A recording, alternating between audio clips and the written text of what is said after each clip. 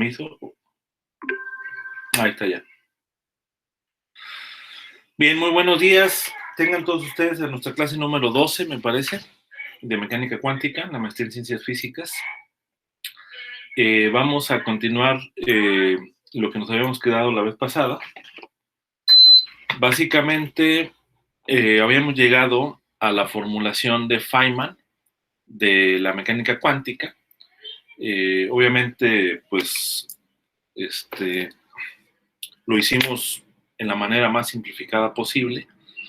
Básicamente llegamos a escribir que la amplitud de probabilidad de que una partícula se encuentre en el punto x1, el tiempo t1, y después la encontramos, o sea, dado que la partícula se encuentra en este punto x1 al tiempo t1, ¿cuál es la amplitud de probabilidad de que ahora se encuentre en la posición xn al tiempo tn, ¿no?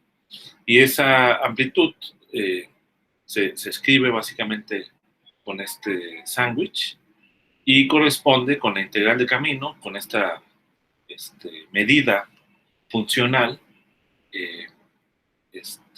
desde el punto x1 hasta el punto xn en una dimensión, de la exponencial básicamente de i veces la acción sobre h barra, que es la acción clásica, ¿no? Y esta es la conocida integral de camino de Feynman.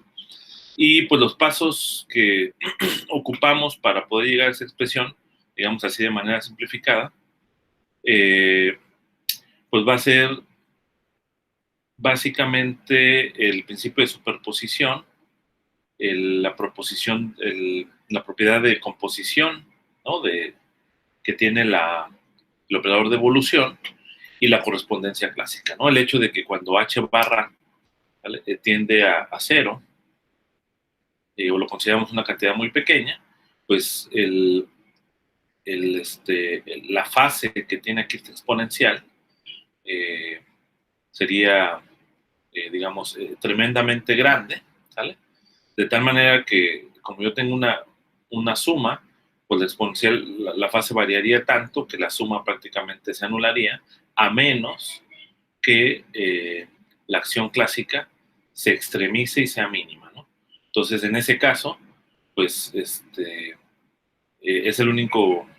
las únicas configuraciones que sobreviven son aquellas trayectorias que son las clásicas, ¿no? Entonces, digamos, cumple con todas las propiedades que debe cumplir el principio de correspondencia, la de composición y el principio de superposición, ¿no? Ahora, esta formulación de integral de camino, pues, no solamente ha sido útil, digamos, en la mecánica cuántica como una formulación alternativa, digamos, tanto a la descripción de Schrödinger como la de Heisenberg, sino también ha tenido un tremendo impacto en otras áreas, especialmente en la teoría cuántica de campos, ¿no?, para la descripción de la física de partículas, ¿vale? Existe una formulación de trayectorias, vamos a decir, de campos, una formulación funcional, digamos, para poder abordar los campos, y también en la mecánica estadística, ¿no? En la física de la materia condensada, digamos, hay una formulación de teoría de campos y básicamente una de las prescripciones o de los formalismos para poder atender ahí problemas, pues es utilizando una generalización de esta integral de camino. Ok, y bueno, una propiedad que definitivamente tiene que cumplir la amplitud, pues es la ecuación de Schrödinger, ¿no? Y eso es algo que tenemos que probar, ¿no? O sea, y ya con eso prácticamente podemos decir que la ecuación, que la formulación, pues tiene sentido, ¿no? Entonces, pues tenemos la propiedad de composición, ¿no?, de las amplitudes de probabilidad, o sea, es decir, la amplitud desde el punto x1 al punto xn, entre estos tiempos t1 y tn, se puede descomponer como la integral sobre un punto intermedio, xn menos 1, y con el producto de estas dos amplitudes, ¿no? O sea, es decir, la amplitud de t1 hasta tn menos 1, o de x1 hasta xn menos 1, y luego de xn menos 1 a xn, ¿no? Y nosotros podemos sustituir una expresión para la amplitud digamos, entre los puntos cercanos, que son xn-1 y xn, entre estos tiempos cercanos, ¿no?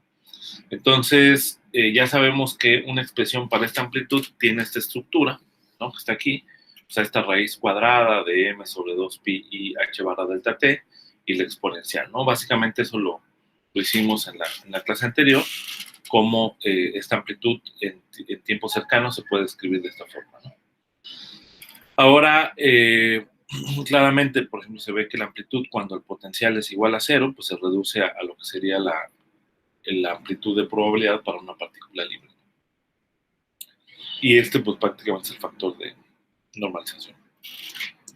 Entonces, sustituimos esto y vamos a considerar justamente que el delta t, este delta t tiempo, entre estos tiempos contiguos, es una cantidad muy pequeña, un infinitesimal, y además introducimos una nueva variable, esta z, que sería la diferencia entre las posiciones, ¿no? Que también pues, va a ser una variable pequeña, ¿no?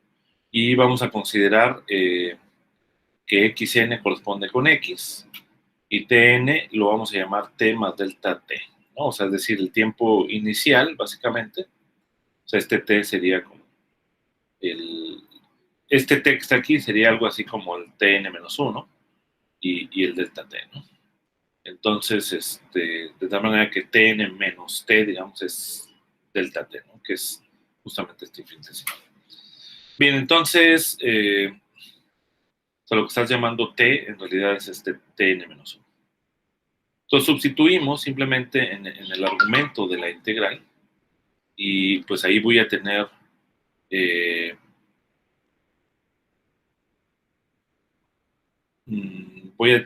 básicamente esta integral. Este factor lo puedo sacar de la integral.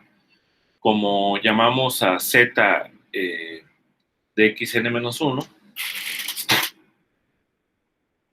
digo, aquí tengo esta medida de xn-1, entonces yo aquí puedo poner dz, y multiplico por este factor, que básicamente aquí voy a tener z al cuadrado, nuevamente, delta t, b delta t, y tengo esta expresión, ¿no? Y en la otra amplitud de probabilidad, como tengo xn-1, despejo xn-1, en términos de z, ¿no? O sea, voy a tener xn, que lo llamé x, menos z, ¿no? O sea, aquí al pasar para acá y para acá. Entonces, este es lo que tengo aquí en esta expresión. Y,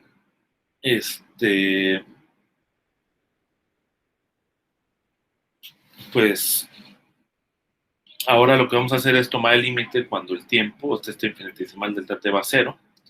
Y, pues, tiene sentido considerar que una expansión también alrededor de z igual a 0, porque cuando delta t va a 0, aquí hay de dos posibilidades, básicamente. Si delta t va a 0 aquí, entonces el argumento pues se hace muy grande, ¿no? Y entonces, como tengo una fase, la suma sobre estas fases pues te daría una integral 0, a menos que z sea pequeño, igual como en el otro argumento. Entonces, tiene sentido hacer una expansión perturbativa alrededor de z igual a 0 en potencias de z, pero solamente de esta cantidad, no de la exponencial, porque esa nos va a servir para poder hacer las integrales, ¿no? Entonces, esta cantidad la expandimos en serie de potencias, o sea, es decir, esta cantidad que está acá, alrededor de z igual a 0. Entonces, es básicamente, y también esta integral de este lado, la expandimos alrededor de delta t igual a 0, digo, esta amplitud de probabilidad. Entonces, de este lado voy a tener, cuando delta t es 0, pues es esta amplitud, más delta t por la primera derivada, ¿no? Es básicamente la expansión en serie de Taylor. Después tengo este factor que está acá. Expando en potencia de delta t solamente este término potencial, ¿vale? O sea, aquí yo tengo la exponencial de es la exponencial de menos i b delta t, entonces expando, porque ese término sí es pequeño. Voy a tener 1 menos i b delta t y este factor, que sería el primer término de la expansión perturbativa de este alrededor de z igual a 0.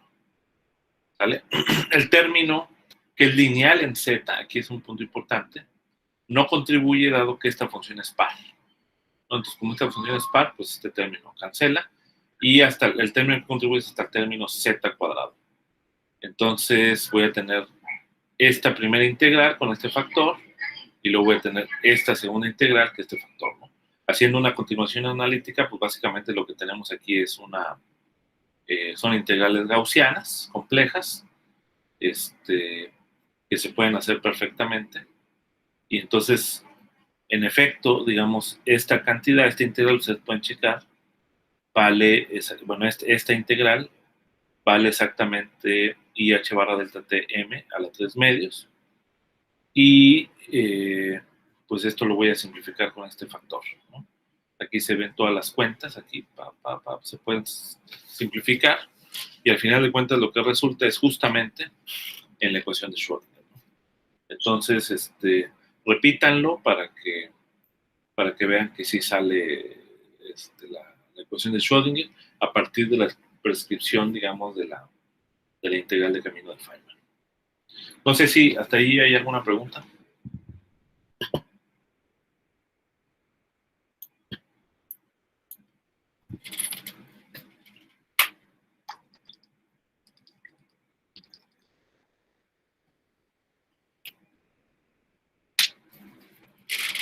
Bien, entonces, pues aquí terminamos con la formulación de Feynman, realmente fue poco. Es mucho más amplio. Si quieren abundar en la formulación, pues un primer comienzo podría ser el mismo libro de Feynman y otro autor que se llama Gibbs, donde viene pues muchísimo más desarrollado, digamos, la formulación de integral de camino, ¿no? Y bueno, hay muchos otros libros también actuales que, tienen desarrollado la formulación de Feynman, ¿no? Bien, entonces vamos a comenzar el último tópico del capítulo, que corresponde con potenciales y transformaciones de norma. Bien, aquí la idea básica es que hay en la mecánica cuántica, como en otras áreas como el electromagnetismo, también hay transformaciones de simetría que incluso pueden ser locales, que pueden depender tanto del espacio o del tiempo, y que dejan invariante, digamos, el estado físico en el que se puede encontrar un sistema, ¿no? Lo más básico, digamos, si pensamos en el caso de mecánica clásica, es, recordemos la segunda ley de Newton. Bueno, la segunda ley de Newton, pues que nos dice que la resultante de las fuerzas es igual a la masa por la aceleración. Las fuerzas, cuando son conservativas, se pueden escribir como F igual a menos el gradiente del potencial. Entonces, si yo hago una transformación del potencial a un potencial más el potencial cero, pues esta fuerza queda invariante, ¿no? Si este V0 es una constante, pues claramente la fuerza va a quedar invariante. Incluso, fíjense, si el potencial V0 fuera dependiente del tiempo, pues también F sería invariante, ¿no? O sea, si solamente dependiera del tiempo, también la fuerza sería invariante y entonces, pues la ecuación de movimiento, ¿no? Que es la segunda ley de Newton, pues no dependería de ese cambio, ¿no? Entonces, aparentemente, pues hay una transformación de simetría, bueno, más bien no aparentemente, sino hay una transformación de simetría que deja invariantes la trayectoria, ¿no? Entonces, ¿cuál es el análogo de esta situación en mecánica cuántica?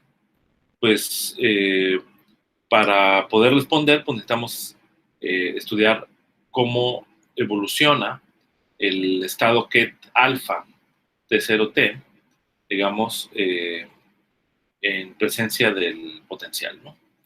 Y ket tilde sería el correspondiente ket cuando el potencial vale B más B0, ¿vale? Entonces, pues cuando el potencial B tilde es B más B0, pues ya sabemos que el hamiltoniano, que está dado por el término de energía cinética más el potencial, pues entonces, si el potencial es B tilde, pues simplemente va a ser el potencial B más B0, ¿no? Entonces quiere decir que si alfa es el ket en el estado inicial a T0, entonces la evolución del tilde, ¿sale? Con este hamiltoniano, con este potencial, pues va a ser esta expresión, ¿no? Entonces, de aquí nosotros podemos extraer, digamos, el hamiltoniano, cuando no hice la transformación B0, que sería P cuadrada sobre 2M más B, ¿sale? Este B0, como es una constante, pues tengo, y son funciones, pues tengo que la exponencial de, eh, digo, es una constante B0, entonces conmuta con el hamiltoniano, básicamente. Entonces tengo que la exponencial de la suma de operadores en este caso es igual al producto de las exponenciales. Y entonces voy a tener que la exponencial de p cuadrada sobre 2mbx actuando sobre alfa, ese es el ket alfa cuando no hay B0. Entonces aquí pongo el ket alfa. Y el factor que sobra básicamente es esta fase E a la menos I h barra B0 T menos T0. Pero ya dijimos que en mecánica cuántica los estados físicos son los rayos, ¿vale? En el espacio de Hilbert. O sea, el espacio de estados físicos realmente es el espacio de rayos, ¿ok? Entonces, quiere decir que los dos rayos básicamente son aquellos que están conectados justamente mediante un número complejo que tiene norma 1, mientras los estados están normalizados.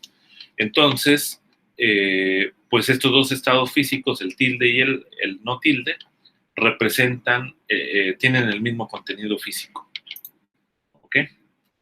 O sea, es decir, representan el mismo estado físico, ¿ok? Entonces, aquí hay una invariancia.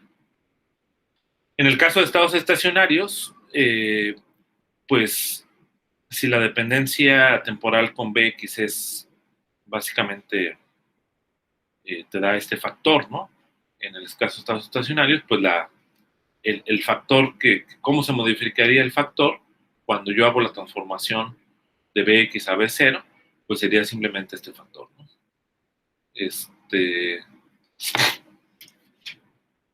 Ahora, el valor esperado, si yo calculo el valor esperado de un observable, digamos que la expando, o sea, sus estados aquí, con los que estoy ensanguchando, los estoy expandiendo en una base que diagonaliza el hamiltoniano, pues yo tengo esta es la expresión que ya habíamos obtenido previamente, ¿no? Y entonces, como podemos ver aquí, en la observable B, digamos, el valor esperado, depende de la diferencia de las energías entre distintos estados cuánticos. Entonces, que claramente, pues si esta es la energía E más B0, pues la diferencia de energías cancelará el B0, ¿no? Entonces no va a depender de B0. Entonces, así la observable depende solo de la diferencia de energía y, por lo tanto, el valor esperado de B no dependerá de B0, ¿sale? Si cada ket se multiplica por esta cantidad, ¿vale? Entonces, esto es lo que se llama un ejemplo de transformación de norma, ¿sale? Entonces, el cambio, pues, o sea, la transformación de norma consiste en transformar el potencial agregándole una constante y el cambio en el ket queda agregando esta fase, ¿no? Ahora, podemos considerar algo un poquito más elaborado, que es como decíamos hace un momento, de que también en la expresión de la fuerza para una fuerza conservativa, que es igual al gradiente del potencial, si yo agregaba una función que depende del tiempo, pues tampoco la fuerza cambia, ¿no? Y por lo tanto tampoco las ecuaciones de movimiento cambian y también es una invariancia, ¿no? Entonces ese efecto, en el caso de la mecánica cuántica, pues sería simplemente agregar ahora una función B0 que dependa del tiempo, ¿no? Entonces, en ese caso, pues ahora no voy a tener aquí simplemente una fase constante, sino voy a tener una función que depende del tiempo, ¿ok? Como no depende de la posición, pues este factor también conmuta con el hamiltoniano, ¿no? Entonces, también puedo tener que la exponencial de la suma de operadores es igual al producto de las exponenciales, ¿no? Y entonces, esta sería la solución, digamos, cuando hago yo este cambio, cuando la B0 depende del tiempo, ¿no? Ahora tendríamos este factor que sí depende, en efecto, del tiempo, ¿no? Pero fíjense, también sigue siendo una fase, ¿no? O sea, es decir, la amplitud de probabilidad asociada a este ket, pues sigue siendo la amplitud de probabilidad asociada a este ket, ¿no? O sea, no transforma, ¿sale? O sea, la amplitud de probabilidad de este ket, ¿no? Es igual a la amplitud de probabilidad de este ket, porque la fase no le hace nada, ¿no? Ahora, aunque esta es una simetría, digamos, resulta que hay algunos sistemas físicos que sí son capaces en mecánica cuántica de detectar esta transformación de simetría. Entonces, el ejemplo viene con es un experimento. El asunto fundamental es que las diferencias de potencial, ¿sale? De este B0, resulta que sí son medibles y tienen un significado físico no trivial. Entonces vamos a considerar, por ejemplo, el siguiente arreglo. Tenemos un haz de partículas, ¿no? Vamos a decir, por aquí viene un haz, ¿no? Y que dividimos en dos partes, que introducimos en estos conductores, ¿sale? Que son jaulas magnéticas, ¿no? Y los cuales tú puedes ponerlos en, en una diferencia de potencial, ¿no? Debido a que las partículas están en el interior de la jaula, pues realmente no hay interacción entre las partículas, ¿no? Porque están dentro del interior de la jaula. Entonces, digamos, con este interruptor podemos encender o apagar, digamos, una diferencia de potencial. Entonces, a lo que voy es que, pues ahora yo tengo que tomar en cuenta, digamos, la amplitud de probabilidad de vamos a pensar en la interpretación de onda de la partícula. Entonces, yo podría tener aquí como una onda, ¿vale? De una partícula que va a estar descrita por un estado que tiene esta forma, y por acá tengo otra onda de la otra partícula, vamos a decir, del otro haz de partículas, ¿sale? Y con otro ket también similar, ¿no? Entonces, pues yo voy a tener que tener la suma, ¿sale? La suma de las funciones de onda, ¿no? Al final, y entonces va a haber una región de interferencia, ¿no? Y ya sabemos que cuando yo tengo la suma, pues ahí sí puedo tener un patrón de interferencia, porque ahí va a haber unas fases, ¿no? Entonces, cuando tengo fases y tengo la suma, yo puedo lograr tener términos que son de la forma coseno de phi1 menos phi2, o seno de phi1 menos phi2, y al final de cuentas, la diferencia de fase tiene que ver con el tiempo inicial, ¿no? En el que tienes el potencial, digamos, en este punto, y el tiempo final, ¿sale? O sea, la diferencia de potencial de B2, digamos, de el potencial aquí menos el potencial acá, tiempo inicial menos tiempo final, ¿no? Entonces, pues voy a tener esta diferencia de fase, y pues esto sí lo va a detectar, ¿no? Porque en la amplitud de probabilidad justamente aparece este término, ¿no? Entonces, quiere decir que este cambio, ¿sale? Del potencial, pues sí es capaz de detectarlo este fenómeno. ¿Okay? No sé si hay alguna pregunta hasta ahí.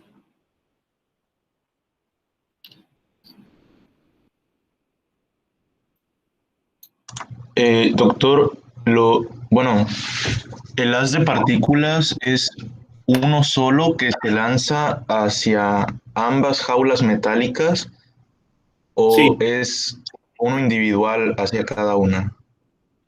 digamos que es uno individual en cada una.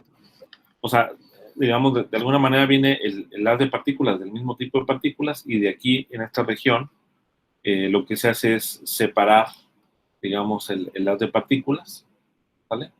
Mediante algún mecanismo, y por acá se separa otro haz de partículas, y, y cada uno de ellos entra en estas jaulas, ¿no? De tal manera que las partículas no interactúan entre sí, pero sí están a una cierta diferencia de potencial distinta, ¿no? O sea, digamos, este B como conductor, eh, pues en todo el interior del conductor va a haber un potencial constante en la posición, ¿vale? Pero que pues depende del tiempo, ¿no? Porque hay un tiempo inicial y un tiempo final, y este igualmente es otro potencial B2, vamos a decir, ¿no? Entonces, pues sí, básicamente esas son la diferencia de partículas, ¿no? O sea, sí son dos trayectorias, ¿no? Básicamente. Ok, y luego se espera que cuando salgan de la jaula metálica, digamos, su comportamiento ondulatorio sea el que cause la interferencia entre ellas mismas. Sí, porque al final, pues lo que tú tienes es, eh, digamos, el estado de uno de los haz de partículas es de esta forma, ¿no?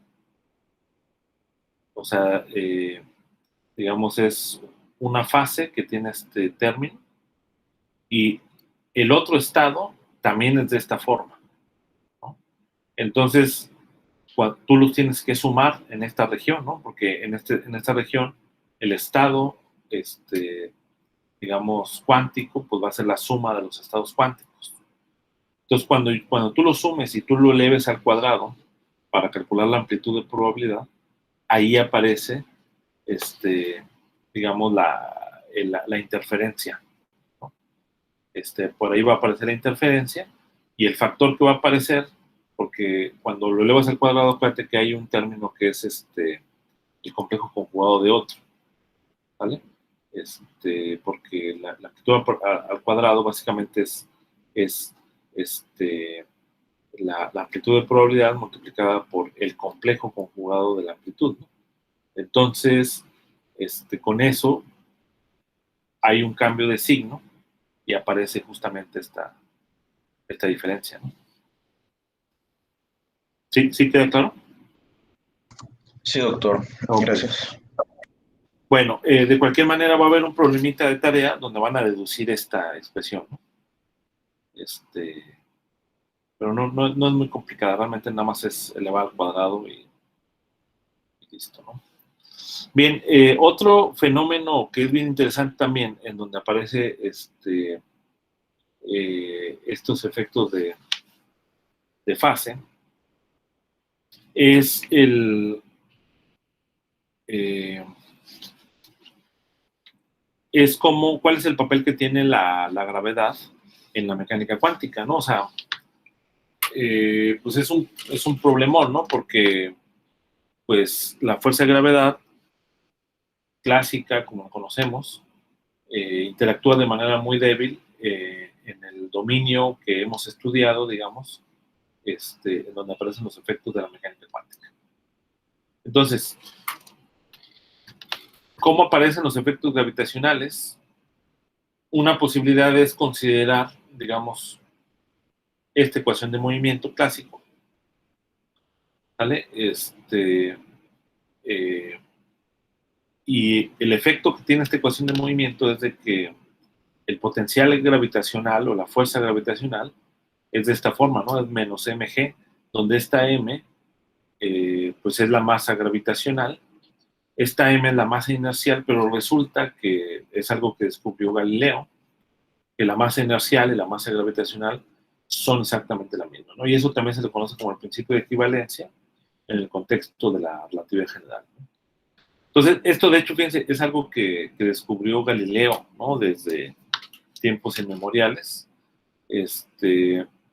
¿Y qué es lo que ocurre? Bueno, este de acá es un primer evidencia, un primer efecto de que la gravedad es una teoría que es puramente geométrica.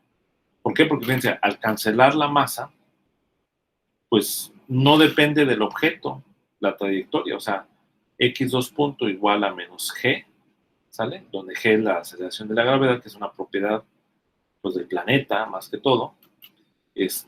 Pues yo puedo poner un objeto masivo, un objeto, un balín o una tonelada, y la trayectoria que va a seguir va a ser exactamente la misma. Entonces, eso te da muestra de que la gravedad es una teoría geométrica, ¿no? Una teoría puramente geométrica, que no depende de las propiedades del cuerpo que esté sujeto ante la gravedad, ¿no?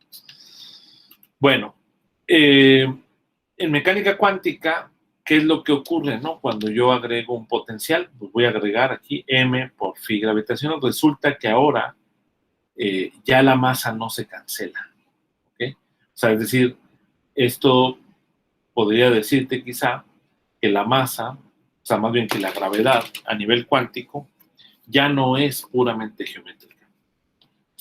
Y de hecho, los términos que aparecen, claramente se ve aquí de la ecuación, van a ser combinaciones que dependen de m sobre h barra o viceversa, ¿no? Porque la única manera de esconder esta masa es, no sé, pasando, dividiendo para acá la masa, y voy a tener términos de h barra sobre m, h barra sobre m. Si ustedes se fijan acá, de este lado, cuando yo pase dividiendo la masa, va a quedar h barra sobre m, todo esto elevado al cuadrado, y aquí h barra sobre m.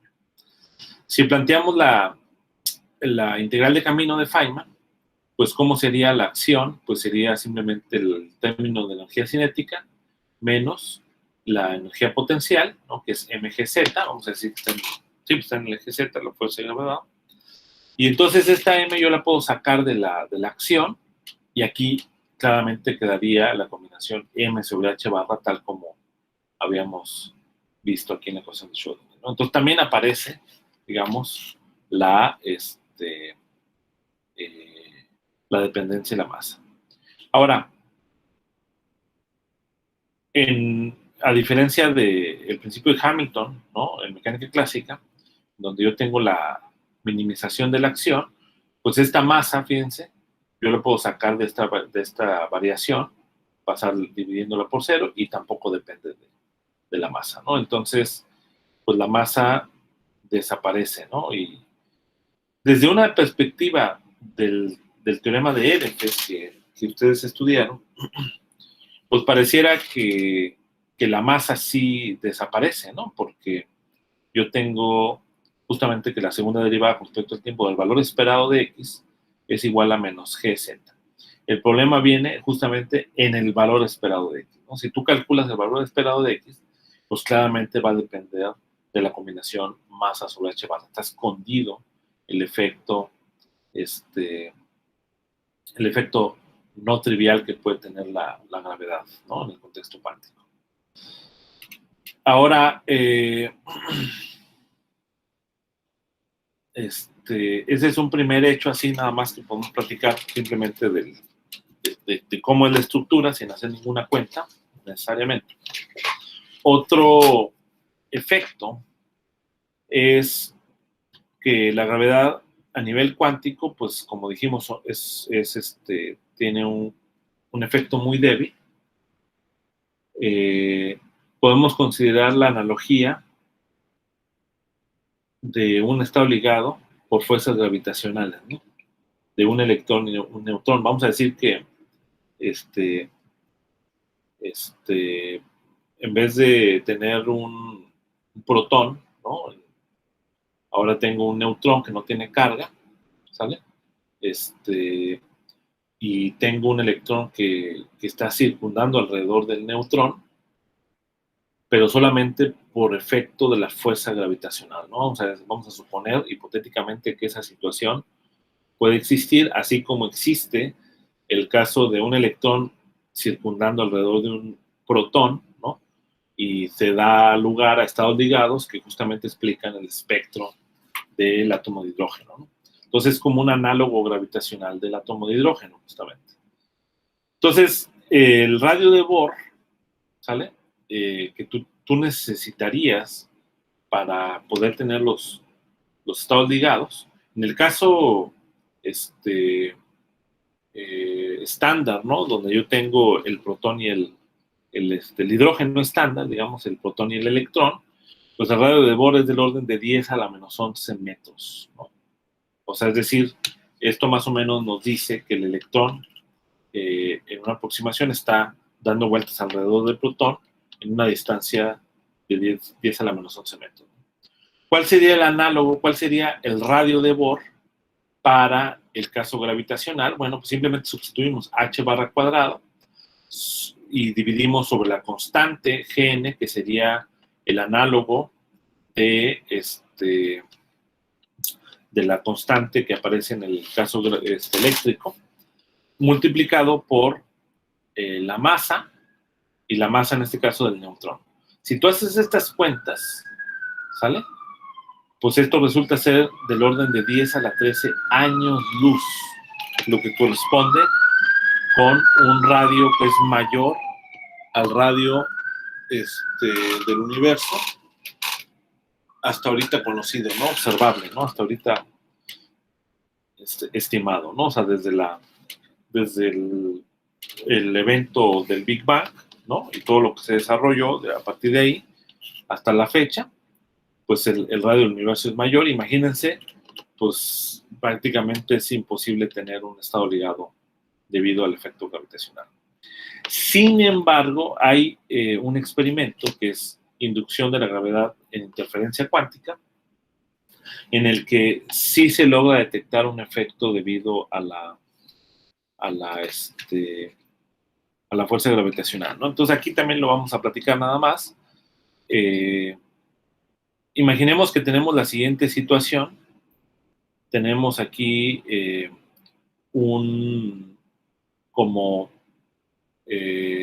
vamos a dividir dos haces de partículas de neutrones, ¿no? Un haz de partículas, vamos a comenzar aquí en el punto A, ¿sale? Son experimentos como si fueran en óptica, ¿no? Que yo hago una división de luz, ¿no? Mediante algún mecanismo, ya ahí la parte técnica se puede consultar en el artículo, pero digamos, el haz de partículas lo vamos a dividir en dos. Desde el punto A se va a ir por el punto B y luego del punto B va a llegar al punto D. Y el otro haz de partículas va a ir del punto A al punto C y luego del punto C al punto D. Y entonces, pues aquí se puede aplicar el concepto de trayectoria clásica como consecuencia de la medida del paquete de ondas de más pequeño que el lazo, ¿no? O sea, digamos, esencialmente la longitud de onda, en este caso la longitud de onda de Broglie, va a ser más pequeña que el lazo, y entonces por lo tanto podemos pensar como si las partículas se comportaran clásicamente, ¿no? Siguiendo esta trayectoria. Bien, entonces vamos a suponer que primero pues va de A a B y luego de B a D, ¿no? Como dijimos, y luego de A a C, y luego en un plano horizontal, ¿no? O sea, digamos, aquí están sobre la superficie de la Tierra, en un plano horizontal. En otras palabras, la fuerza de gravedad actúa hacia adentro de la hoja, digamos, de manera perpendicular al plano. Y entonces los dos rayos de neutrones se van a encontrar en esta región, y aquí pues va a haber una interferencia, ¿no? Porque son partículas cuánticas. Ya sabemos que cuando tengo dos ondas cuánticas que representan los estados cuánticos, la suma pues va a dar lugar a un patrón de interferencia. Ahora, ¿qué ocurre si nosotros levantamos el plano ligeramente, un ángulo delta, ¿no? En el lado BD, ¿no? Como un plano inclinado, básicamente. El BD, pues sería básicamente este BD. O sea, lo estoy levantando hacia la pantalla, hacia mí, digamos, de la pantalla, ¿vale? Hacia acá, vamos a decir. O sea, entonces, ahí, pues, ya no es lo mismo la fuerza de gravedad que actúa en la región, en el intervalo AC, que en el intervalo BD, ¿no? Porque ya está levantado un poco, ¿vale? Y el potencial, básicamente, pues va a estar dado en el BD, digamos, en esta región, pues se va a mover ligeramente porque ahora la longitud va a ser esta longitud de L2, digamos, ahora con el seno del ángulo delta, ¿no? Fíjense, este lado de aquí sería la longitud de L2, y esta altura sería la longitud de L2 seno de delta, ¿no? Cuando en el caso plano, cuando estaba en forma horizontal, delta valdría 0 y entonces no hay potencial gravitacional. Entonces, esto va a dar lugar a una diferencia de fase inducida por la gravedad, ¿no? Igual que en el otro caso, en el caso del potencial, igualmente yo voy a tener simplemente un término constante. Si ustedes fijan, esta es una función, es una magnitud constante y yo le estoy agregando el potencial. Entonces, ese es el mismo efecto que en el primer caso que vimos, ¿no? Déjenme. Entonces, el resultado neto es que ahora voy a tener un paquete de ondas que llega a D vía ABD, ¿no? O sea, es decir, por aquí ABD, ya con esta cosa inclinada, que va a tener básicamente este factor, ¿no? O sea, la masa del neutrón, porque son las partículas que se están moviendo,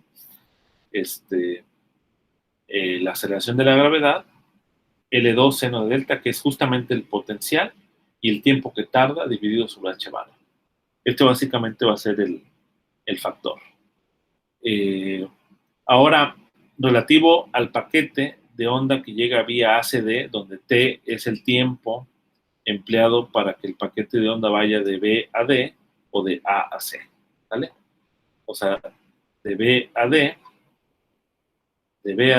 pues es el tiempo relativo, ¿no? O de A a C. Entonces tiene exactamente la misma estructura. Ahora, como dijimos, bueno, el tiempo T, pues de B a D o de A a C, pues va a ser L1 sobre la velocidad de la onda, digamos, ¿no? Y si lo expresamos en términos de la longitud de onda de de Broglie, esto por definición la longitud de onda de de Broglie está dada de esta forma, como h barra sobre la raíz de 2m, aquí nomás sería 2m, multiplicados, aquí este es un rayón que no va, de hecho lo podemos eliminar con un cuadrito.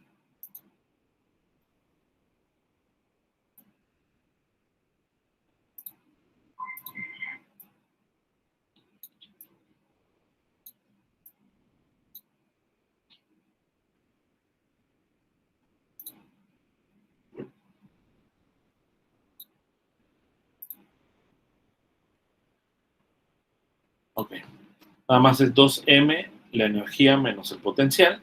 Y bueno, si la energía menos el potencial es, desde el punto de vista clásico, como la masa del neutrón por la velocidad de la onda al cuadrado sobre 2, pues de aquí yo puedo despejar, puedo calcular la longitud de onda de Broglie como la constante de Planck dividido entre la masa de los neutrones por la velocidad de la onda. ¿Okay?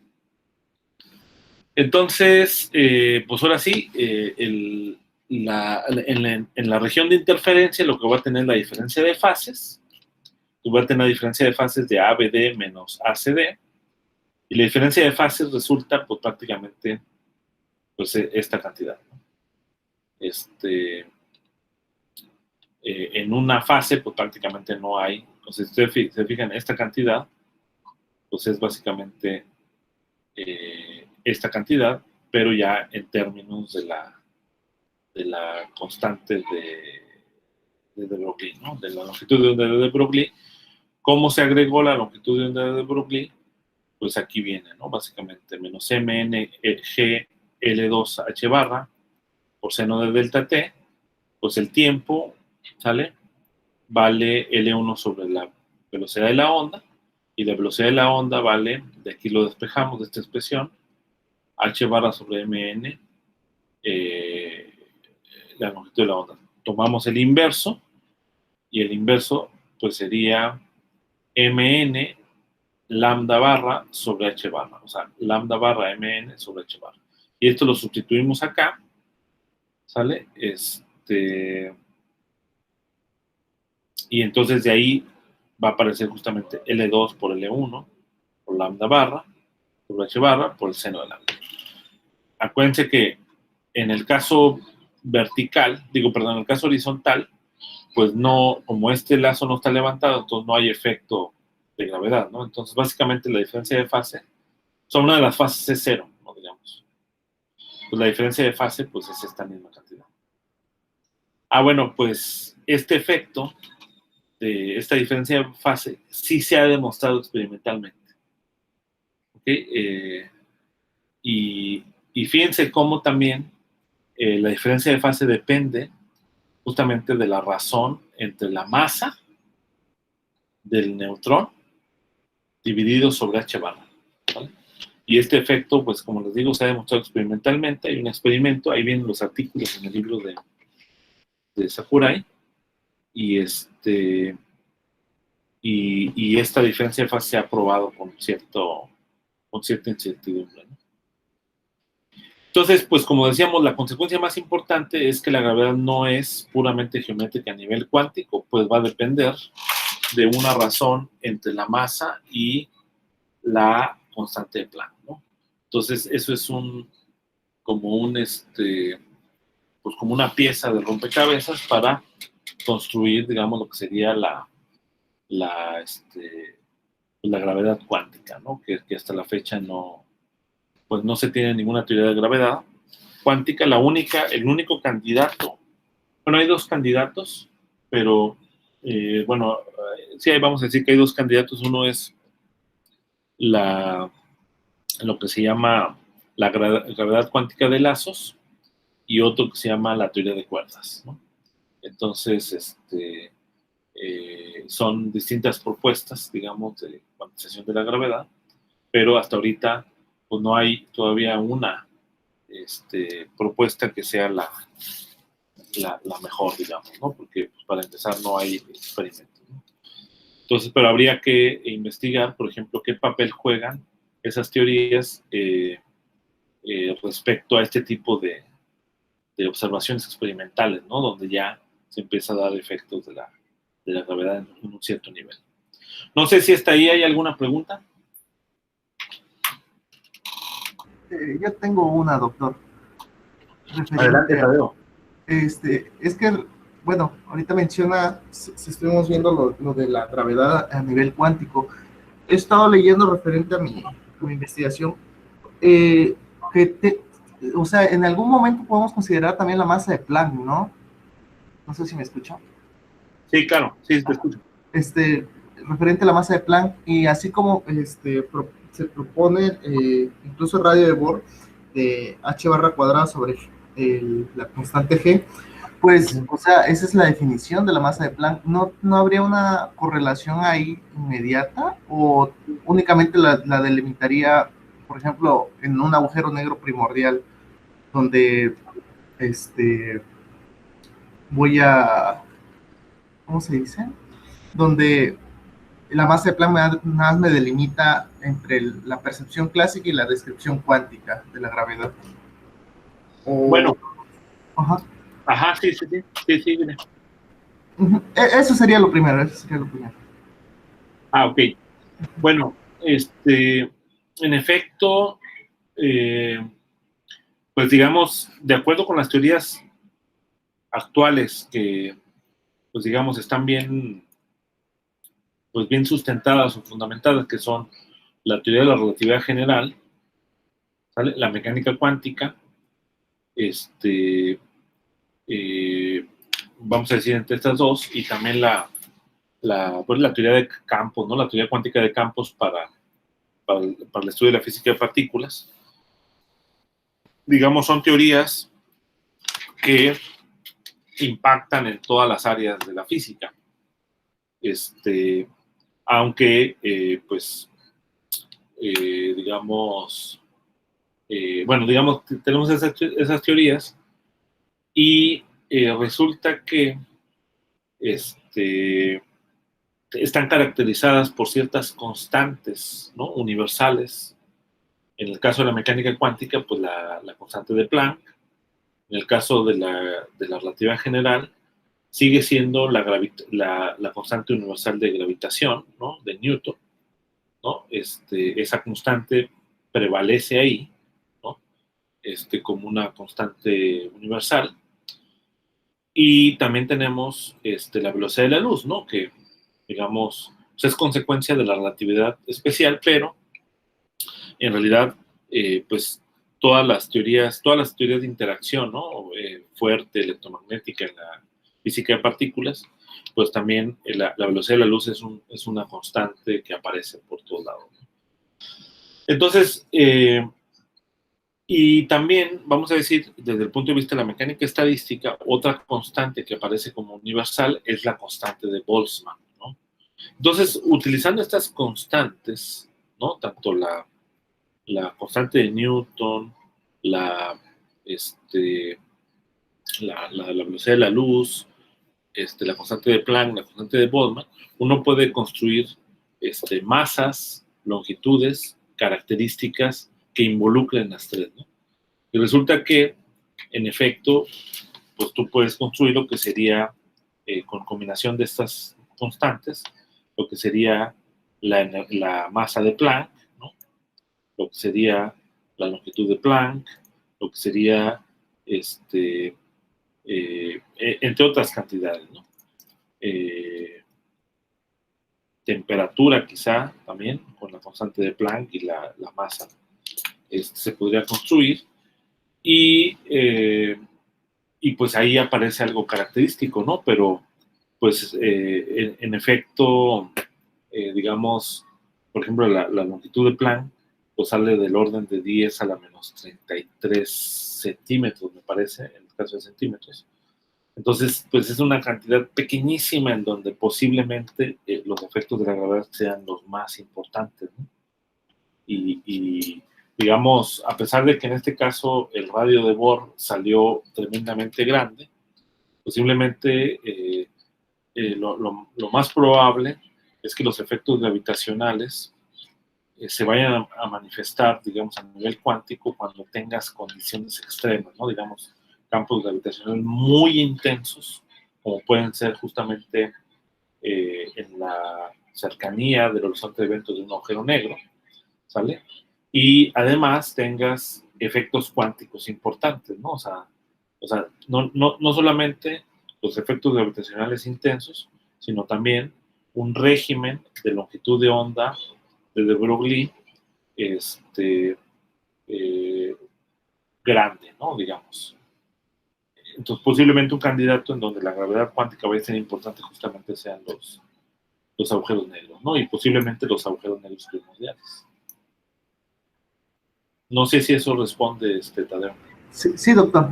Sí. Entonces, pues muy bien. Tú estás trabajando con agujeros negros primordiales, ¿no? Sí, así es. Perfecto. Bueno, pues entonces ahí nos platicas, ¿no? Ok. Ahora para el 27 de noviembre. Acuérdense que el 27 tienen que presentar su protocolo. Ya se les había enviado para que tengan presente la fecha. Sí, doctor. Ahí tengo unas dudas referente al contenido que tienen que llevar mis diapositivas, pero nacen una sección. Ahí le pregunto al final de la clase. Ok. Bien, entonces fíjense, empezamos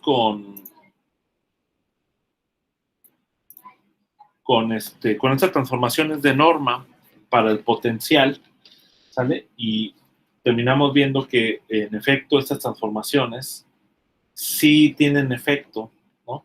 Cuando estudiamos los patrones de interferencia. Bueno, pues otras transformaciones de norma que aparecen naturalmente en el contexto del electromagnetismo, también van a tener efectos, como el efecto de Haronon-Bohm, que les voy a encargar de tarea. Bien, entonces para introducir esto vamos a considerar, digamos, el caso electromagnético, donde E pues, sería el campo eléctrico, expresado en términos de los potenciales, ¿no? El potencial electromagnético phi y el potencial vectorial A, ¿no? Pues con esto, pues, puedo expresar, digamos, los campos eléctricos y magnéticos. Si hubiese dependencia temporal en el potencial vectorial, pues este término también tendrías que agregárselo al campo eléctrico. Entonces, el hamiltoniano, para una partícula cargada, eléctrica, de carga E, sujeta al campo electromagnético, pues va a ser esta expresión. Y pues A y Phi, digamos, serían funciones de la posición, ¿no? Entonces, este sería como el hamiltoniano de una partícula que está sujeta a un campo electromagnético de potencial A y potencial Phi, que no depende del tiempo, ¿no? Uno puede, digamos, formalmente elevar al cuadrado este operador como operador P y A, ¿no? Y tendríamos que tener en cuenta aquí que los operadores no conmutan, entonces habría que ser cuidadosos aquí, escribiendo P.A y A.P. Y pues uno puede plantear lo que sería la dinámica de una partícula sujeta a estos potenciales, utilizando la imagen de Heisenberg. Sería muy sencillo porque en ese caso, acuérdense, los operadores son los que evolucionan y esta de acá sería la ecuación de movimiento para la posición X, ¿no? Como X conmuta con cualquier otro operador que dependa de X, nada más, como son el potencial A y el potencial Phi, ¿no? Nada más dependen de X.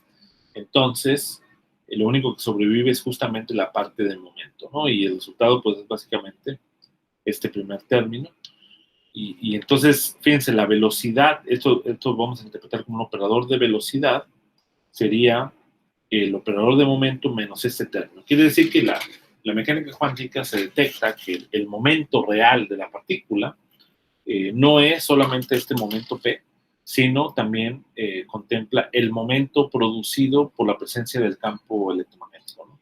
Esto se le conoce también como la sustitución de pairs o la sustitución mínima, ¿no? El principio de acoplamiento mínimo también se le conoce.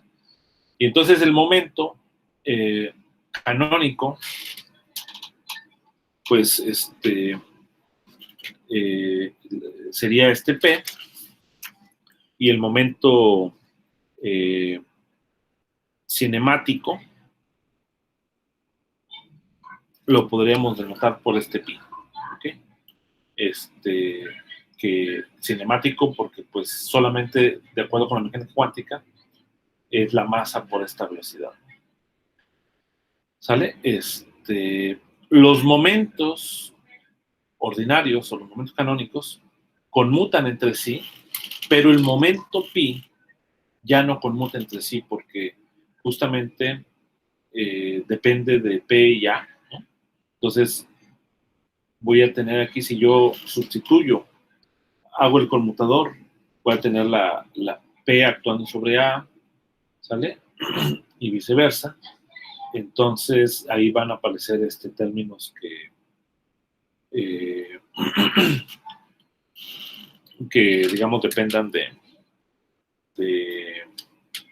del momento, ¿no? Quizá vale la pena a lo mejor hacer ese calculito para que quede más claro. Entonces déjenme compartir pizarra otra vez.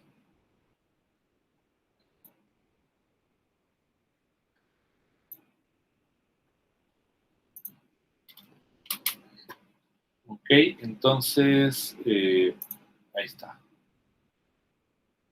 Ah, de hecho me falta Andrés, ¿verdad? ¿No vino Andrés? Sí, no está conectado, Andrés. La vez pasada tampoco vino, ¿verdad?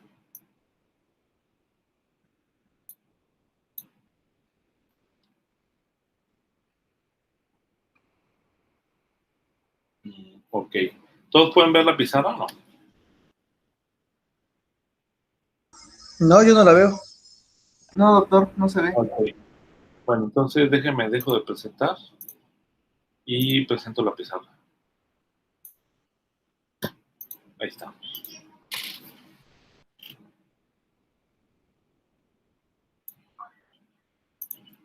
Ahí está ya, ¿no? Bien, entonces, básicamente, teníamos que el P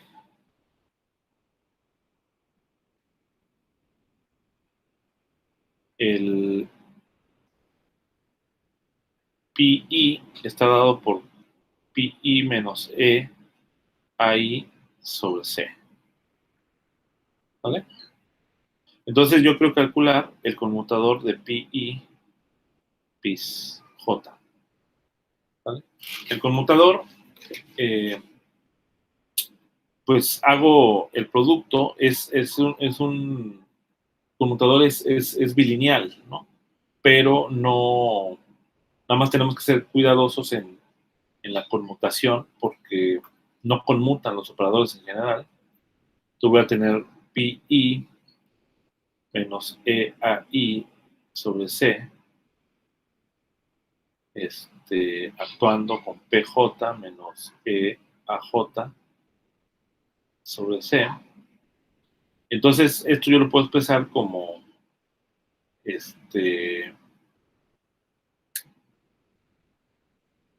PI, PJ,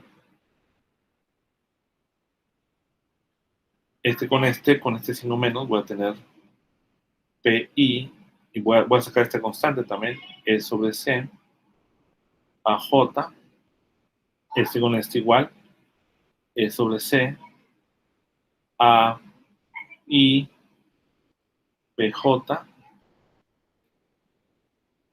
menos por menos da más, E sobre C cuadrado, AI y AJ. Ahora, este de acá ya sabemos que este de acá es 0, conmutan, este también conmuta, y entonces todo está aquí. Pero aquí yo puedo anticonmutar estos dos y sumar, ¿no? Entonces, puedo anticonmutar. Entonces voy a tener que PI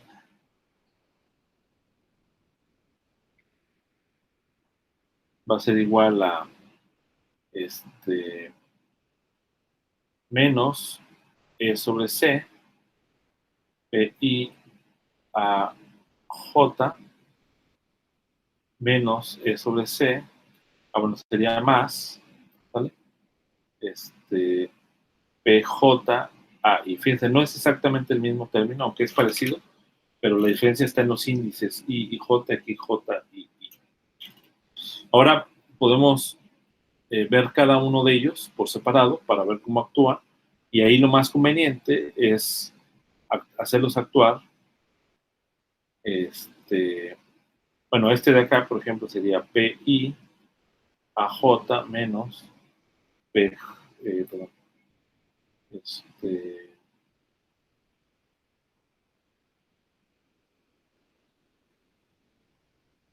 menos AJPI, ¿vale? Con que haga yo ya puedo hacer esto otro. Entonces aquí, fíjense, no conmutan estos y se actúan en orden, entonces lo más conveniente es escribir aquí una función de onda, y PI, la representación, coordenadas, pues es menos IH barra, derivada yésima, de AJ por phi.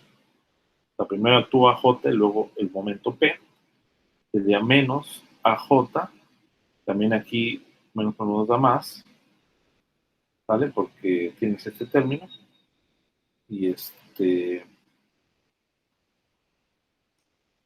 y aquí tendrías IH barra, derivada I por psi. Entonces hacemos las derivadas, tú vas a tener aquí menos IH barra, derivada I AJ, por psi, y luego tendríamos menos IH barra AJ, derivada I por psi, más este término, más IH barra AJ por la derivada I por psi, lo cual cancelan estos dos. Entonces, en efecto, este término actúa como si una constante que depende de la posición, bueno, no una constante, sino una función operador depende de la posición, actuara sobre psi. Y lo mismo nada más intercambiando aquí I con J, ¿vale? Y hacemos la resta. Entonces vamos a hacer la resta. Pues voy a tener que PI, PJ, el primer término tiene un signo menos, entonces tengo menos, con este menos da más, y tengo E sobre C, ¿no? Entonces Entonces voy a tener IH barra E sobre C de la derivada I a J. Y el otro término tiene un signo menos, con el signo cambiado sería derivada J a I. Y como ustedes pueden ver, pues ¿quién sería este término que está acá? A ver, ¿alguien de ustedes? O sea, esto que voy a encerrar en... Acá, mira, está chido. Esto que encierro, ¿cómo se le llama?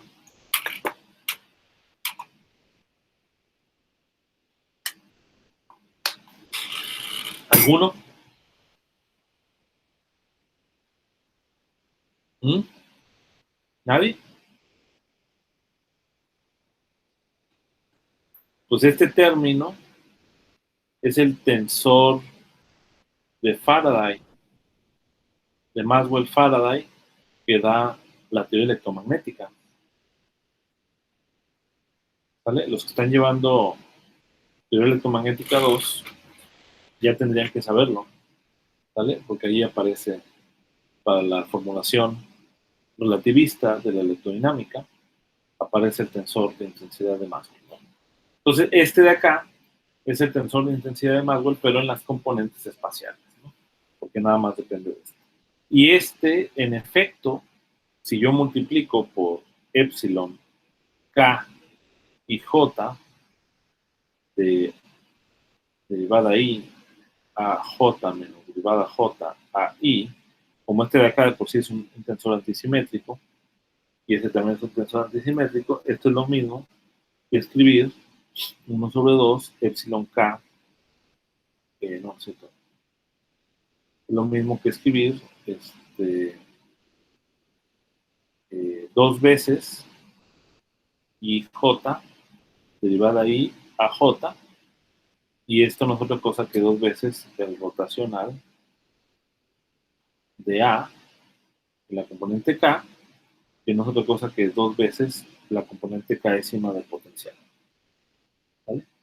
Que es justamente el término que aparece por ahí.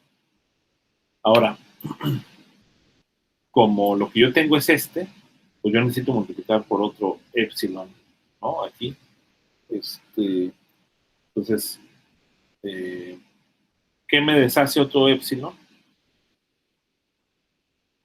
Pues multiplico por otro epsilon, porque acuérdense que epsilon K por L, M, epsilon K y J, esto es lo mismo que delta LI, delta MJ, menos delta LJ, delta MI. ¿Vale? Entonces, de ahí cuando yo sustituya esto, pues me va a doblar dos términos, va a haber un dos veces, ¿vale? Y entonces, para lograr tener este término, voy a tener que dividir nuevamente sobre 2, ¿no? De hecho, podemos hacerlo, ¿no? Entonces voy a tener F y J por epsilon, K y J, ¿no? Yo lo que necesito tener es despejar F y J, ¿no? Entonces voy a tener aquí K, L, M, epsilon K y J, F y J. Entonces sustituyo la expresión que puse anterior, pues voy a tener delta LI, delta MJ menos delta LJ, delta MI. ¿Ok? Y esto de acá es F y J. Entonces, como podemos ver aquí, L y M va a quedar FLM y acá va a quedar volteado, menos ML, pero esto es dos veces FLM. Entonces, ¿qué te está diciendo esto? Que FLM dos veces es lo mismo que dos veces epsilon KLM, esta cantidad que es el BK. ¿Vale? Entonces se cancela. Y entonces, en efecto, pues ya tenemos la expresión que queríamos llegar, que era pi i pi j igual a i h barra c sobre, no, h barra e sobre c de epsilon k i j p. ¿Vale? Y esta es la expresión que teníamos, ¿no? Ok. Bueno, pues voy a dejar de compartir.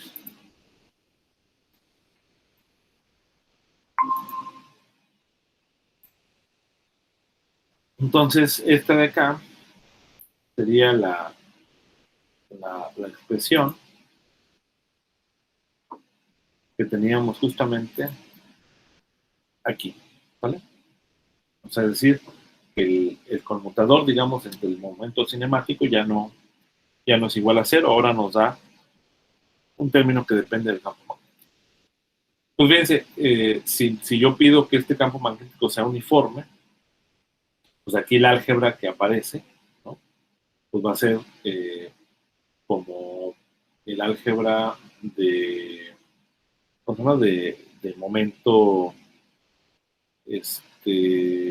de momento y posición en el caso de un oscilador armónico cuántico. Entonces puedo hacer esa analogía y construir todos los estados, ¿no? Y ese de hecho es el método que se utiliza para construir lo que se llama la cuantización de Landau.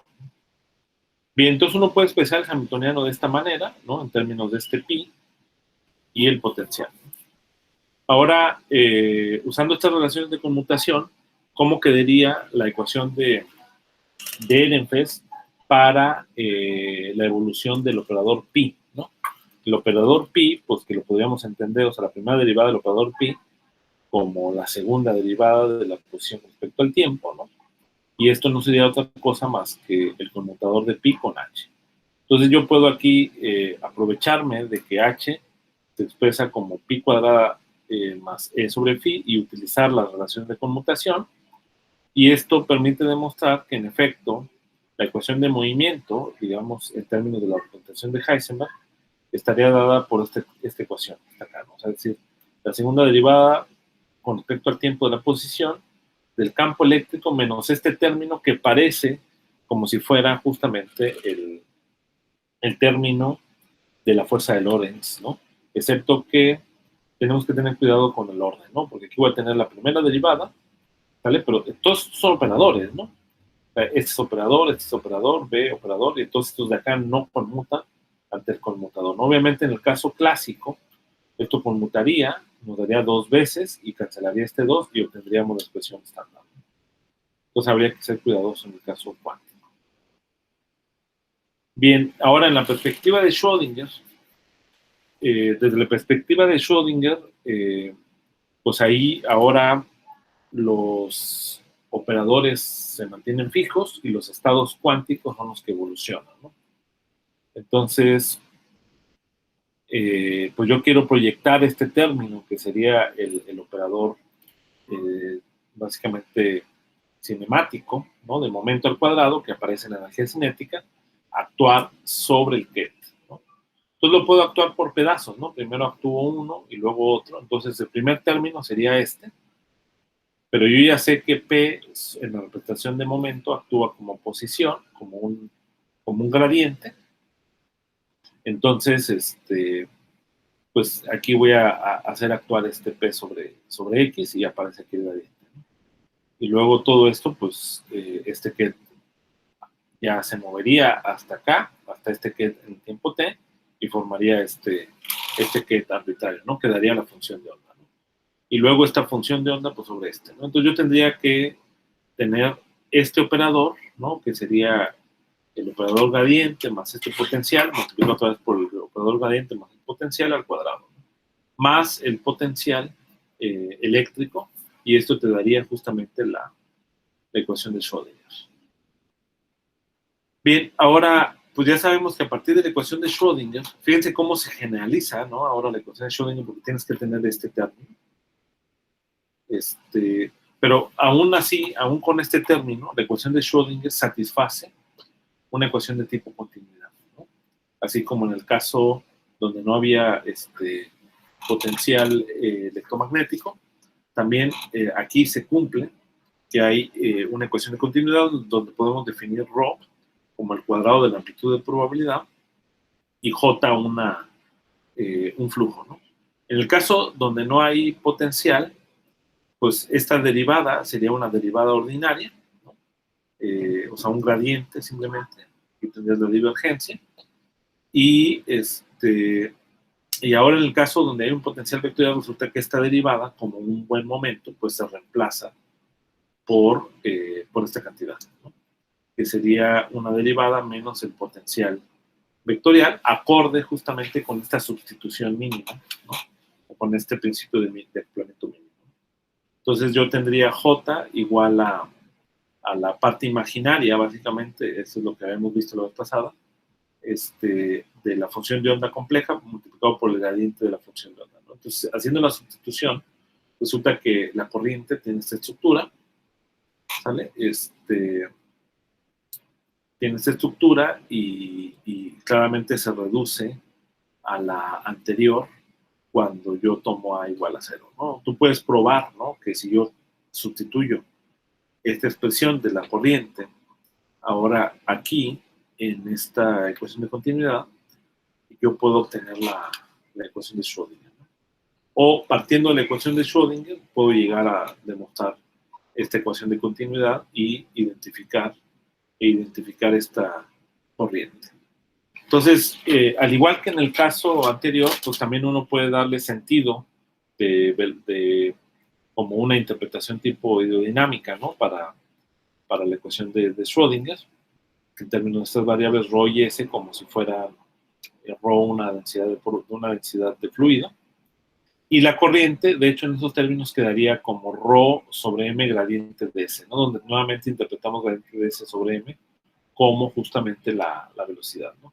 Pero ahora tenemos que tomar en cuenta el hecho de que hay un potencial electromagnético y el resultado es que aparece movido este gradiente, ¿vale? O sea, este término, por un término cinético, bueno, un término que proviene del campo electromagnético que también empuja las partículas, que sería justamente potencial vectorial A por la carga eléctrica dividido entre la masa por la velocidad, ¿no? Entonces, la interpretación sigue siendo la misma, porque este gradiente de S lo interpretamos en aquella vez como si fuera, o sea, gradiente de S sobre M, como si fuera la velocidad. Entonces, en efecto, aquí tengo la velocidad menos un término de momento, ¿no? O sea, de hecho, el gradiente es como si fuera el momento de la partícula. Entonces, la corriente queda de esta manera. Y más aún, si uno calcula, bueno, aquí hay un comentario, digamos, esta forma de corriente pues resulta ser muy útil en el contexto de superconductividad, cuantización de flujos, entre otros aspectos, ¿no? Y bueno, podemos también calcular la integral, ¿no? Para ver todo el flujo, digamos, de probabilidad que está transcurriendo, ¿no? En un cierto volumen. Y resulta que ese flujo es básicamente el valor esperado del operador de momento cinético, ¿ok? O sea, de la velocidad cinética, de los momentos cinéticos. En otras palabras, el valor esperado sobre m, que sería justamente como la velocidad, ¿no? Entonces,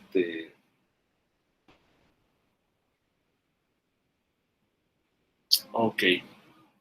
Ahora, las transformaciones de norma, ahora sí, pues esto también se vio en el electromagnetismo.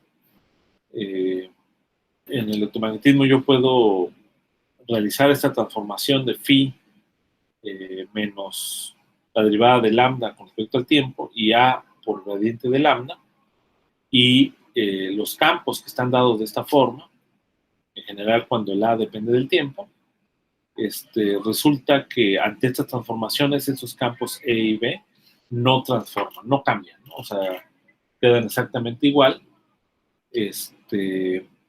entonces quedan invariantes, ¿no? Entonces, digamos, en física clásica los efectos observables son independientes de la norma usada, ¿no? O sea, yo puedo utilizar una norma u otra norma ¿sale? Que significa establecer una condición para el potencial A o para el potencial phi. Por ejemplo, una condición puede ser que la divergencia de A sea igual a 0, ¿no? Por decir algo. O también puede ser que la norma de Lorentz, que sería el gradiente, también la divergencia del potencial vectorial, pero ya incluyendo una parte temporal, sea igual a 0. Esa es otra condición para fijar la norma. Y resulta que en física clásica, pues los efectos no dependen de la norma, ¿no? Ahora, cuando tenemos el caso de una partícula cargada en presencia de un campo magnético, digamos que el campo magnético sea de esta forma, pues yo puedo utilizar, fíjense, puedo utilizar este potencial B, ¿no? Simplemente hagan los cálculos, ¿no? Del rotacional de A de esta cantidad, y esto pues nos va a dar el rotacional de A y va a ser justamente el potencial B. Pero si yo utilizo esta otra función para el potencial vectorial, pues este también me da exactamente el mismo potencial, o sea, el mismo campo magnético.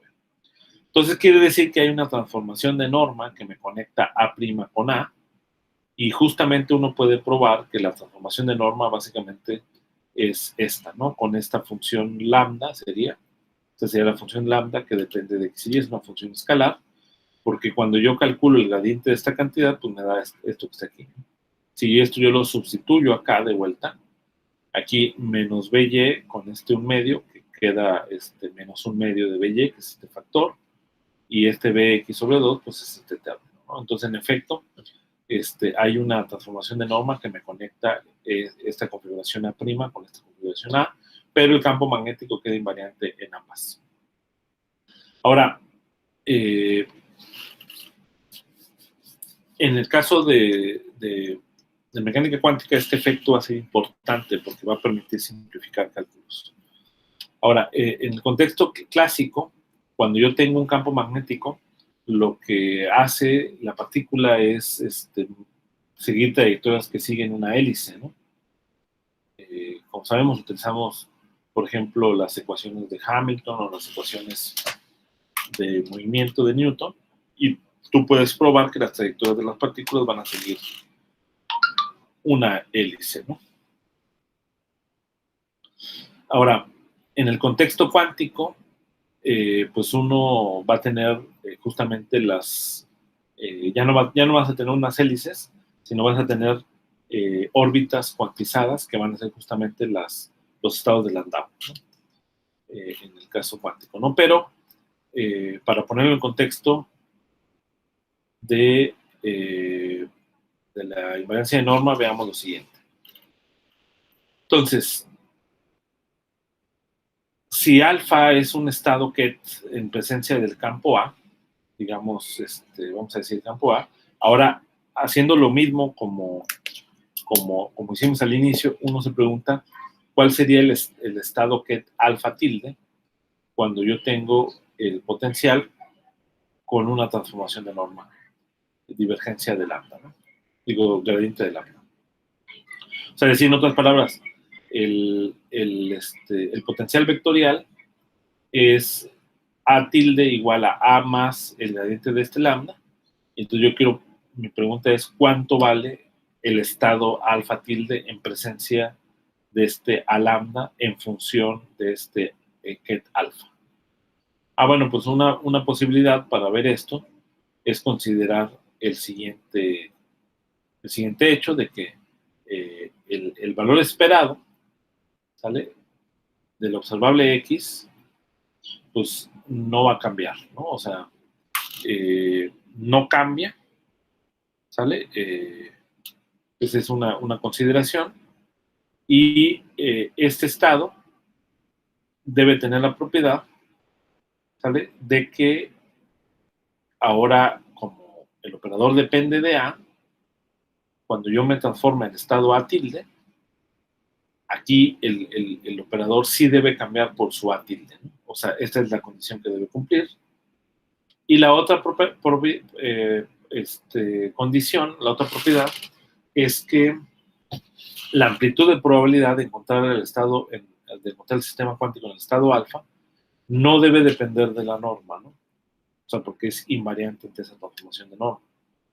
Entonces, esto hace que uno puede construir el operador G, ¿sale?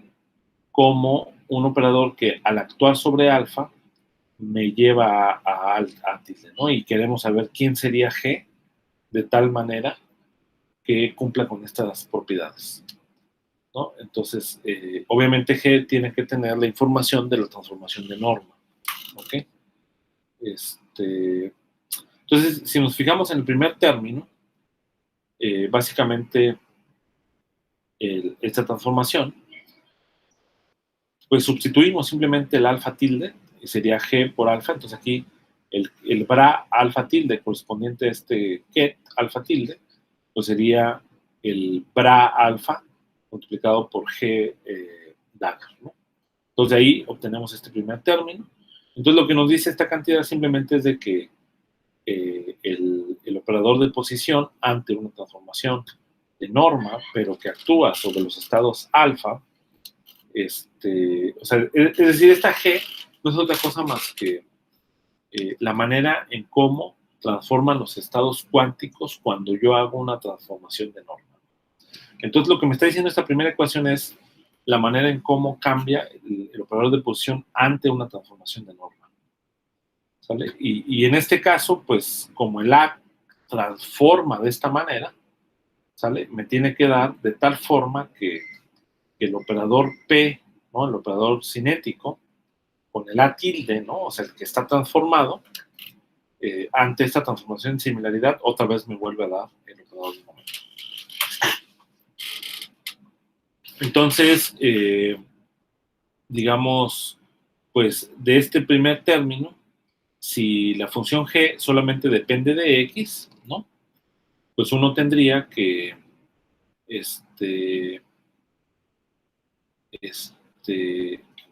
que en efecto se satisface la propiedad de unitariedad, ¿no? O sea, porque la condición 3, ¿no? Que está acá, ¿qué implicaría? Pues implica que G por G tilde, aquí no la puse, G por G tilde tiene que ser igual a 1, ¿no? Esa es la otra propiedad, G por G tilde igual a 1. Entonces, si pedimos que G solamente depende de X, entonces en efecto esto se cumple y se satisface trivialmente. Entonces podemos suponer que G es de esta forma, E a la I teta X, porque en efecto cumple con esta primera propiedad. Entonces ahora nada más tendríamos que ver la manera, lo que implicaría, digamos, en la segunda condición, ¿no? Que es esta que está acá. Entonces ahí tendríamos G dagger, este operador cinético por G,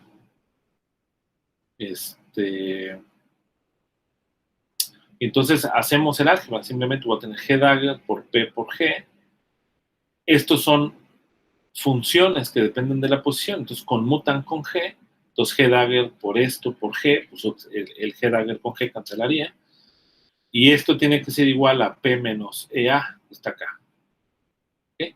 Entonces, aquí este primer término cancelaría con este quedaría ahí todavía, y este P todavía quedaría ahí, ¿no? Entonces tendríamos esta expresión, G dagger PG, ¿sale? Menos GP, digamos, porque o sea, le voy a agregar menos GP y le agrego GP para que no se altere, y entonces voy a tener PG menos GP, y esto de acá no sería otra cosa más que el conmutador de P con G. De este lado tendría el gradiente de lambda, y de este lado tendría P, ¿no?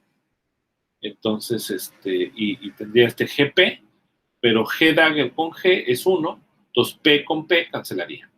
Entonces yo tendría que justamente, acá tendría G dagger,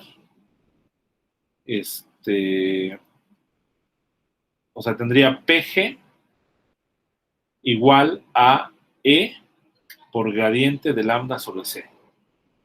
Y acá el G dagger, si quieres, puedes multiplicar por G, porque G por G dagger es igual a 1. Entonces tendría PG igual a G dagger E sobre C gradiente de lambda, ¿no? Ahora, por otro lado, yo ya sé cómo actúa P sobre G porque es el operador de momento actúa como gradiente, ¿no?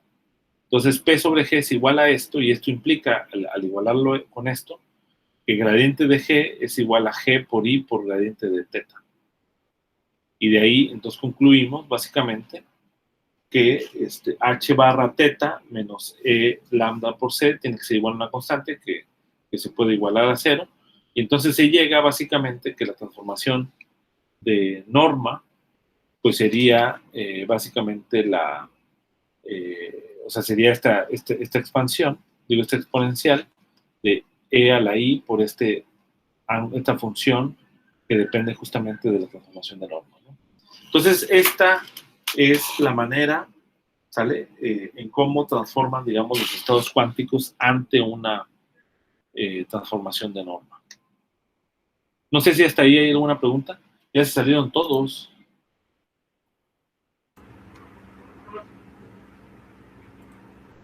Por mi parte no hay ninguna. Ok. Bien, entonces,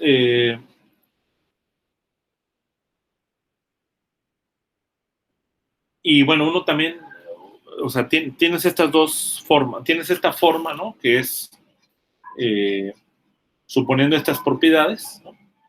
Esta propiedad 1, propiedad 2, propiedad 3, y con eso uno llega, y bueno, obviamente suponiendo que la manera en cómo transforman los estados ante una transformación de norma sería esta G por alfa, entonces uno llega a esta conclusión, ¿no? De que G es igual a E a la I, E por lambda X sobre H barra C, ¿no? A esa conclusión llegas. Y tú también puedes llegar a la misma conclusión partiendo de la ecuación de Schrödinger. Entonces, partiendo de la ecuación de Schrödinger, pues tú tienes, esta sería la ecuación, ¿no? De Schrödinger, ¿no? Para un potencial A. Y la ecuación correspondiente para el potencial A tilde, pues sería esta, donde aquí ya sustituí la transformación de norma, ¿no? Y obviamente tengo que tomar en cuenta aquí los estados transformados A tilde, ¿no? Si podemos ver que si tomamos esta transformación, ¿sale? Y hacemos la talacha, básicamente, o sea, sustituimos aquí y hacemos las simplificaciones. Al final de cuentas, el problema no está en este phi, sino el problema está en este término. Tú puedes probar, en efecto, que esta cantidad resulta en esta cantidad, haciendo la talacha, y eso, pues, es equivalente a decir que la función de onda transforma de esta forma. Y fíjense, esta transformación también la puedes pensar como los elementos de un grupo, que sería el grupo U1, o sea, estos G que están acá, son números complejos, básicamente de norma 1, y también los puedes pensar como elementos de un grupo, que sería el grupo 1, o sea, el grupo unimodular, digamos. Ahora, en términos de ρ y S, pues la invariancia es de esta forma, ¿no? O sea, S tiene que transformar de esta manera, S más E lambda sobre C, y J pues queda invariante, ¿no? Es invariante de norma porque si yo hago esa transformación, cuando tome el gradiente de S, aquí voy a tomar el gradiente de lambda, entonces voy a tener un término extra viniendo del gradiente de S, que es E gradiente de lambda sobre C, pero el término de A transforma con un gradiente que justamente cancela este gradiente, ¿no? Entonces J es un invariante ante transformaciones de norma, ¿no? Y ya en resumen, pues el A transforma de esta manera, la función de onda transforma de esta forma, debe cambiar para poder preservar la misma física. El P, el momento P canónico, depende de la norma, pero el pi es invariante de norma, ¿sale? Y como un trabajo de tarea, va a estar leer la siguiente sección que corresponde con una aplicación básicamente de la transformación de norma. Fíjense cómo en analogía con lo que habíamos visto previamente de las fases, pues al final de cuentas la norma también se puede ver como una fase extra que está agregándose a la función de onda. Entonces, si yo me quedo en este estado nada más, pues la probabilidad de este estado, ¿sale?, es la misma que la probabilidad de este otro estado, porque las fases no juegan en un papel. Pero si yo tengo situaciones en donde puedo tener interferencia, pues entonces yo sí puedo observar esta cantidad, no lambda, ¿no? Y ese es el hecho del efecto de Aharonov-Bohm. El efecto de Aharonov-Bohm es justamente un efecto en donde tú puedes medir esta fase. Esa es la tarea que se les va a encargar, y viene aquí en el libro mismo, ¿no? O sea, pueden revisarlo. Entonces, básicamente tiene que ver con el flujo magnético, ¿no? Esta cantidad, ¿no? Bueno, pues con eso vamos a terminar, jóvenes. No sé si tengan alguna duda, alguna pregunta. A ver, algunas contribuciones, Miguel. Bueno, yo solamente... ¿Me escucha, doctor? Sí. Sí, en general la G puede depender del tiempo también. Muy buena pregunta. Sí, sí puede depender del tiempo. En efecto, cuando tú incluyes, ¿cómo se llama? Ahora, digamos, en la teoría, hasta aquí consideramos que el potencial no dependía del tiempo, ¿no? Entonces, digamos, la teoría que estamos tratando no incluye el campo eléctrico, ¿sale?, completo, ¿no? En el sentido de que no está el término del gradiente del A con respecto al tiempo. Entonces, si yo considerara en efecto toda la teoría, ¿sale?, ahí sí pudiera depender del tiempo la G, ¿no? En general sí puede depender del tiempo, aunque la ecuación de Schrödinger cambiaría, ¿no? O sea, no sería esta la ecuación de Schrödinger para la cual queda invariante. ¿Por qué? Porque phi, fíjense, no lo tocamos, ¿no? Entonces, el phi, estrictamente hablando, también transforma ante lambda, ¿sale?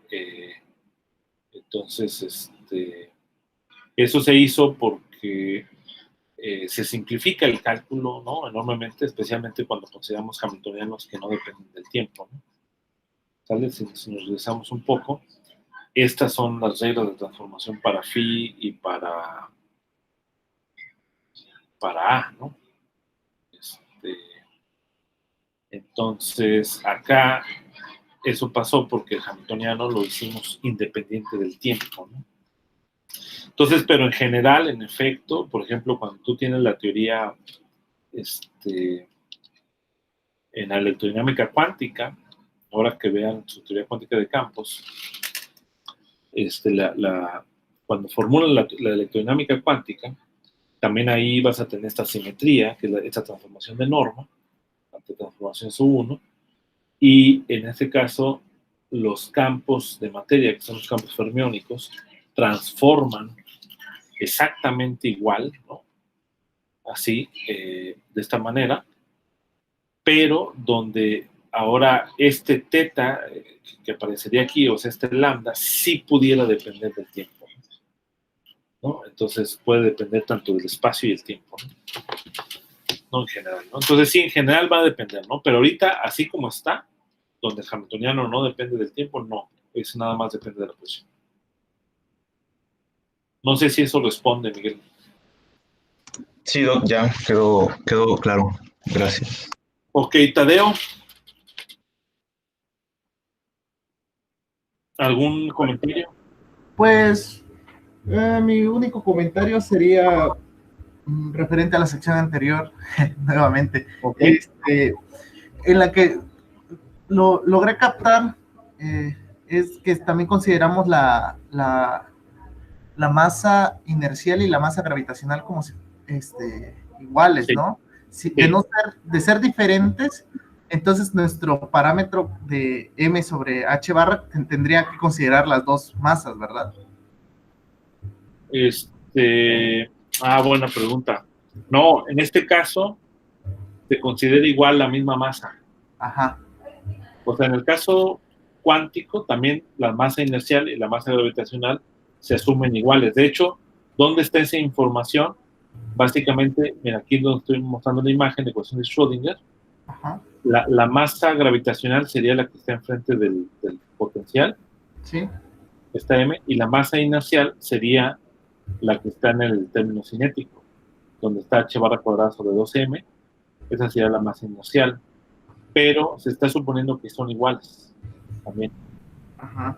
En la mecánica cuántica, ¿no? Pero aún así, aunque sean iguales, no cancelan. Sí.